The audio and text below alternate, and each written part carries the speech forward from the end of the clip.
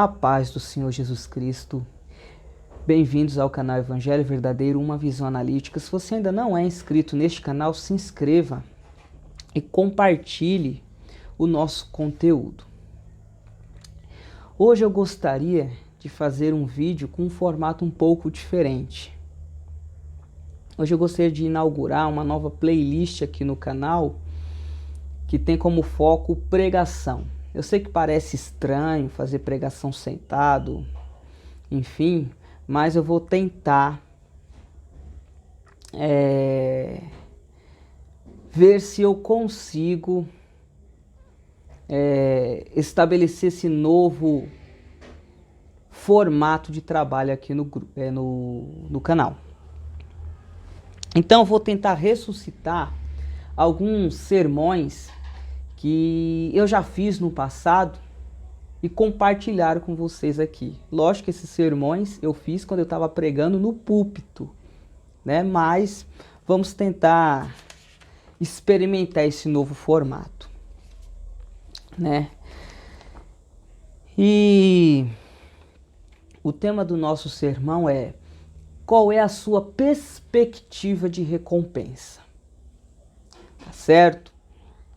Então vamos fazer a leitura da palavra de Deus no livro de Salmos, capítulo de número 73, que diz assim o texto sagrado: verdadeiramente bom é Deus para com Israel, para com os limpos de coração.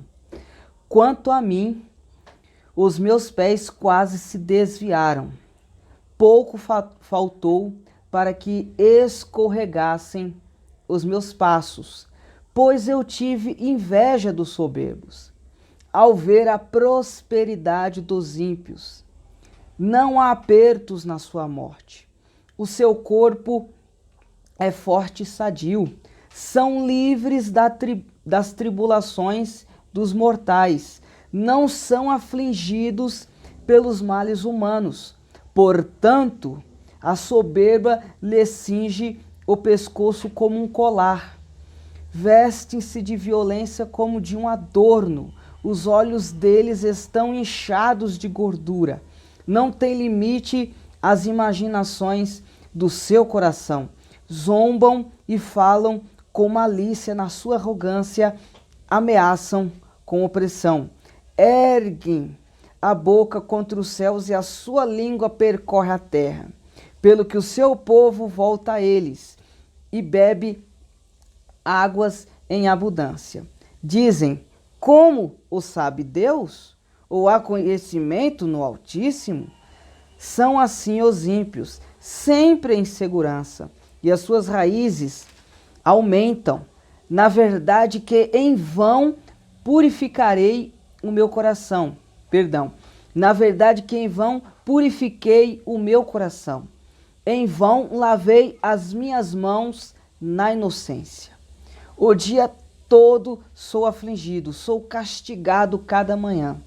Se eu tivesse dito, falarei assim, teria traído a geração de teus filhos.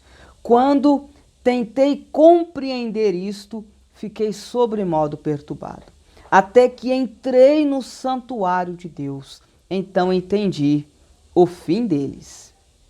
Certamente tu os põe em lugares escorregadios, tu os lança em destruição.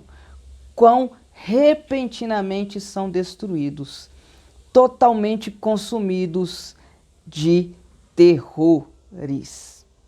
Bom, eu vou parar por aqui.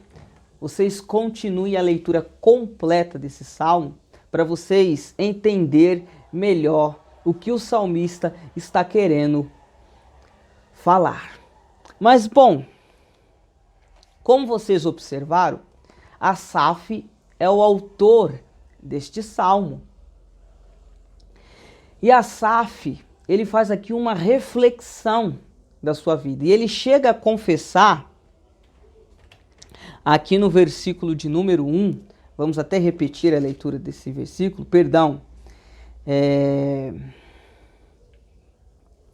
a partir do versículo de número 2, quanto a mim, os meus pés quase se desviaram. Pouco faltou para que escorregassem os meus passos. Ou seja, qual é o motivo dessa confissão aqui de Asaf? Bom, os versículos seguintes dão a explicação. Asaf estava analisando a vida dos ímpios e ficou constrangido, porque ele viu que os ímpios não tinham muitas tribulações, muitas angústias. A vida dos ímpios era uma vida relativamente boa. Então, ao Asaf olhar para isso, ele ficou constrangido. Ele chegou a dizer que quase se desviou. Por quê?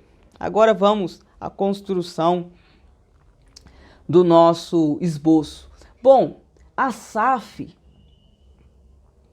ele buscava uma recompensa por servir a Deus. E nós devemos buscar uma recompensa por servir a Deus. Ninguém serve a Deus sem ter expectativa de ter uma recompensa. Lógico que a gente servimos a Deus pelo que Ele é e não pelo que Ele pode dar. Bom, mas a gente sabe que o nosso Deus é gracioso e recompensa os seus servos. Então, recapitulando, nós servimos a Deus pelo que Ele é e não pelo que Ele pode dar. Todavia, nós sabemos a natureza de Deus e Deus, por ser bom, abençoa os seus servos. Então é natural a gente esperar uma recompensa de Deus. Todavia, o problema está na expectativa de quando essa recompensa se concretizará. Aí é que está o problema. Asaf, ele estava esperando uma recompensa imediata, uma recompensa para os dias atuais, para essa vida terrestre. Não que Deus não possa nos abençoar de imediato nessa vida terrestre. Todavia,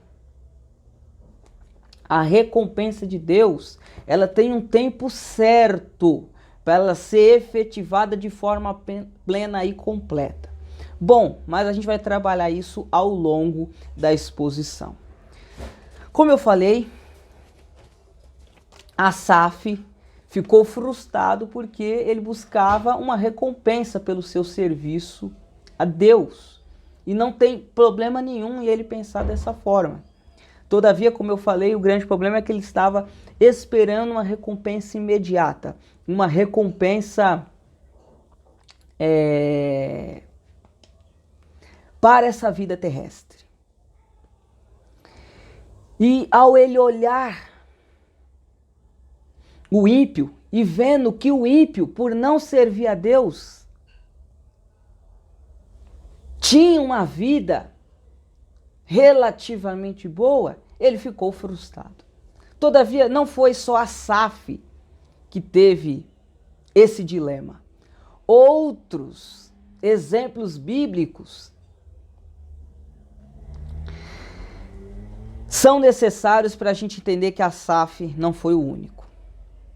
Bom, quem são eles? Eu vou começar primeiro pelos 12 apóstolos.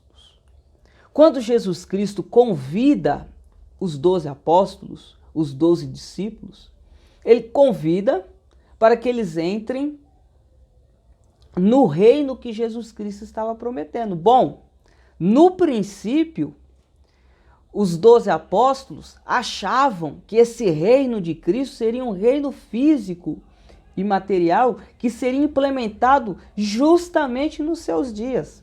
Bom, quem é que não fica entusiasmado com alguém convidando para o estabelecimento de um reino? Quem não fica feliz com isso? Porque você já começa a imaginar os privilégios. Ah, a gente vai ser primeiro-ministro, a gente vai ter cargos nesse reino, olha só. Então, talvez fosse essa a expectativa dos discípulos quando eles aceitaram o convite. Eles não imaginavam que esse primeiro estabelecimento do reino de Deus seria na esfera espiritual. Ou seja, Deus reinando em nosso coração, a princípio. Deus sendo regente da nossa vida. Então eles não tinham isso em mente, a priori. E o que é que acontece? Eles tiveram comportamentos que não são próprios de um homem ou de uma mulher de Deus. Por exemplo, eles começaram a criar disputa entre eles mesmos, querendo identificar quem seria o maior. Por que eles pensavam dessa forma? Porque eles estavam pensando em uma recompensa que seria imediata e terrestre, em um reino que Jesus Cristo iria inaugurar ali nos seus dias. Então, quem não queria ser o primeiro nesse reino?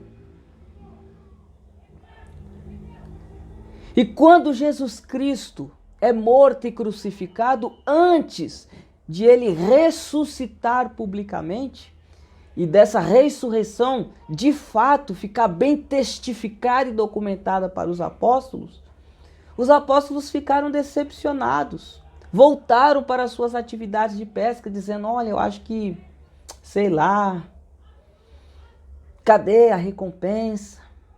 Enfim, porque eles estavam esperando uma recompensa imediata e terrestre para os seus dias.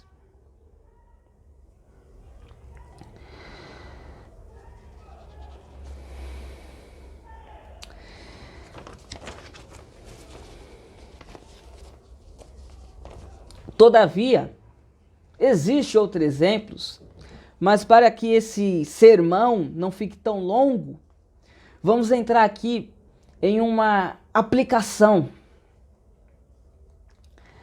Deus, ele dará recompensas aos seus servos.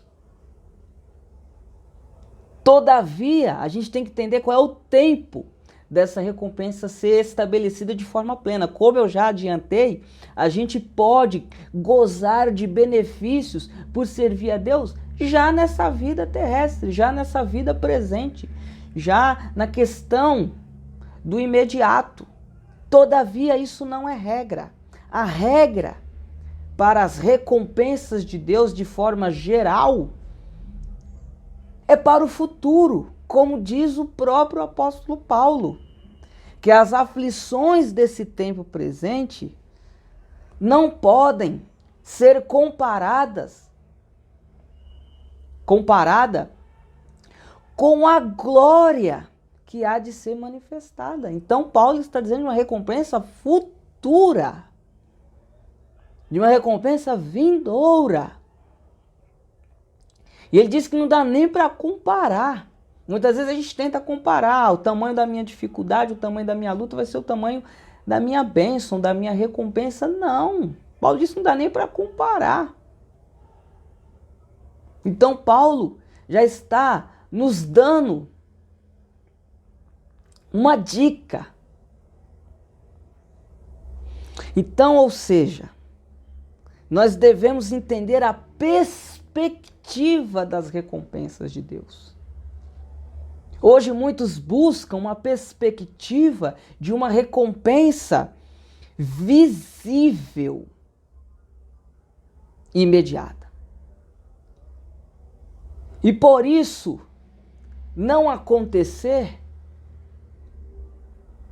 eles se frustram, abandonam a fé, assim como Asaf também pensou. Mas como eu vou enfatizar aqui, Asaf só pensou, Asaf não se desviou. A gente vai concluir aqui o raciocínio, tá certo? Mas muitos saem da fé, desistem do evangelho pela essa mal compreensão do tempo do cumprimento das recompensas. Então, irmãos, muitos estão buscando uma recompensa visível, mas o que Deus está te prometendo, pelo menos neste momento, são recompensas no campo ainda do invisível, daquilo que ainda não é palpável. Se tornará palpável, mas por enquanto ainda não é palpável.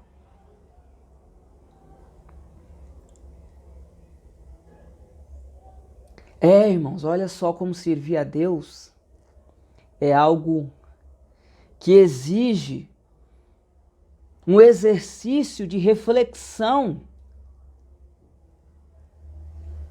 do que, de fato, a palavra de Deus está nos prometendo.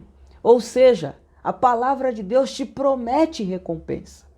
Só que essa recompensa ainda está no campo do invisível, porque ainda se tornará realidade. Olha só que gracioso. Vamos dar um outro exemplo aqui. Mas nesse caso não é de frustração. O que poderia ter sido uma frustração, mas Paulo não se frustrou. Vou pegar o exemplo do apóstolo Paulo. Quem era Paulo antes da chamada para o ministério? Era um homem intelectual. Naquela época, os intelectuais tinham respeito, tinham dignidade diante da sociedade. Paulo era um intelectual. Paulo era um aspirante a líder do judaísmo, que poderia ter lhe trazido grandes recompensas terrestres e imediatas. Mas Paulo foi chamado ao ministério, ainda jovem, renunciou toda essa glória, todos os elogios que ele podia granjear, todo o respeito, toda a riqueza que ele poderia garimpar com esse perfil que ele já tinha na juventude e com essa perspectiva de futuro baseada nesse perfil, ele simplesmente abandona tudo isso para ser apóstolo de Cristo. E o que é que ele teve de recompensa imediata? Ser açoitado por ser apóstolo. Ser acusado de ser perturbador do mundo, a qual acarretou prisões a Paulo. Paulo foi abandonado pelos seus próprios amigos. Enfim, tudo ele sofreu. Parecia que não tinha sido lá vantajoso trocar toda uma perspectiva de futuro da religião judaica para ser apóstolo. Bom, se fosse olhar com esse olhar imediato sobre a questão das recompensas, Paulo poderia dizer que ele fracassou. Todavia, qual foi o discurso final da vida de Paulo?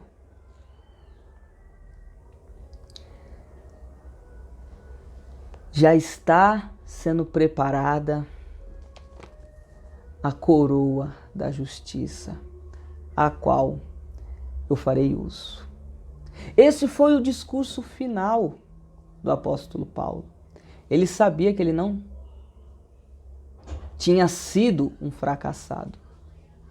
Pelo contrário, ele seria coroado com a coroa da justiça. Então Paulo não ficou frustrado porque ele tinha a perspectiva correta a respeito das recompensas de Deus.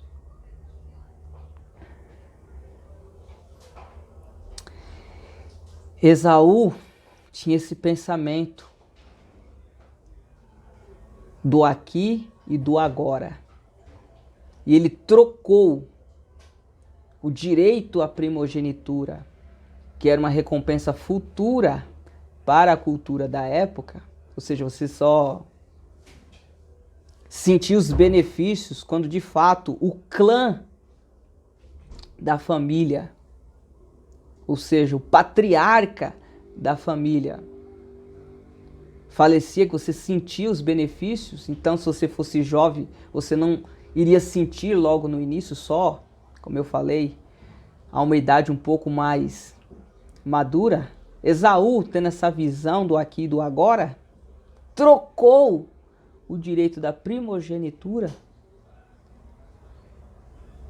por um prato de lentilha. Então vamos voltar ao texto lido. Como eu falei, Asaf quase se desviou. Mas por que ele não se desviou? O texto nos dá a resposta.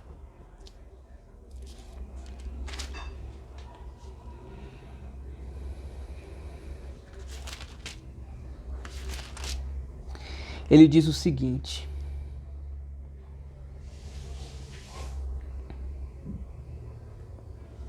na verdade, que em vão purifiquei o meu coração. Em vão lavei as minhas mãos na inocência. O dia todo sou afligido, sou castigado cada manhã. Se eu tivesse dito, falarei assim, teria traído a geração de teus filhos. Quando tentei compreender isso, fiquei sobremodo perturbado, até que entrei no santuário de Deus, então entendi o fim deles. Olha só o que Asaf está nos dizendo. Asaf quase se desviou. Ele chegou até a alegar, dizendo: já que os ímpios não servem a Deus e têm uma vida como essa, então parece que foi em vão que eu purifiquei o meu caminho, enfim, etc, etc, etc. Mas ele disse que ele tinha isso em mente até o dia que ele entrou no santuário. Quando ele entrou no santuário, com certeza, ele deve ter tido contato com a palavra de Deus, seja através do louvor, seja através das orações, seja através da própria ministração. Quando ele entrou dentro do templo, aí ele disse que identificou qual seria o fim dos ímpios. Aí isso mudou totalmente a sua visão. Qual era o fim dos ímpios? Aí ele diz o seguinte, versículo de número 18: certamente tu os põe em lugares escorregadios, tu os lança em destruição. Quão repentinamente são destruídos, totalmente consumidos de terrores. Enfim, ele entendeu que o ímpio, por não servir a Deus, ele pode até ter uma vida boa aqui nessa terra, mas quando ele fechar os olhos, ou seja, quando chegar o fim da existência terrestre dos ímpios, eles terão que enfrentar o juízo de Deus. Aí ele entendeu que aos ímpios, caso eles morram, a recompensa por não ter servido a Deus se fará presente. E aos justos, que muitas vezes não tiveram uma vida muito boa aqui nessa terra, se fará presente as recompensas gloriosas que Deus tem prometido aos santos. Então, irmão, tudo está na questão da perspectiva. Qual é a perspectiva de recompensa que você espera de Deus? O aqui e o agora, ou uma recompensa vindoura? Para concluir, ele diz no versículo de número 23, todavia estou de contínuo contigo, tu me seguras pela minha mão direita, guia-me com o teu conselho e depois me receberás na glória. está aqui uma tentativa de sermão, que você possa passar essa pregação para frente, para que pessoas que estão com o mesmo sentimento que talvez você esteja, estou servindo a Deus, nada está acontecendo na minha vida, eu olho o meu vizinho que não serve, parece que tudo dá certo para ele, nada dá certo para mim. Você possa olhar para esse texto e dizer: não, mas eu serei abençoado por estar servindo a Deus. Deus tem uma recompensa para mim. Pode ser aqui, mas certamente será lá. Tá certo? Faça como fez Asaf. Não desista, mas examine, entenda o processo, entenda a perspectiva do cumprimento das promessas de Deus na nossa vida e para o seu povo, e você certamente será um crente fiel até a morte, assim como foram os apóstolos e os profetas. Que Deus possa abençoar você. Não sirva a Deus pelo que Ele pode te dar, mas sirva a Deus pelo que Ele é. Todavia, o seu Deus é tão bom que mesmo você não servindo a Ele por recompensa, Ele te recompensará. Que Deus abençoe vocês.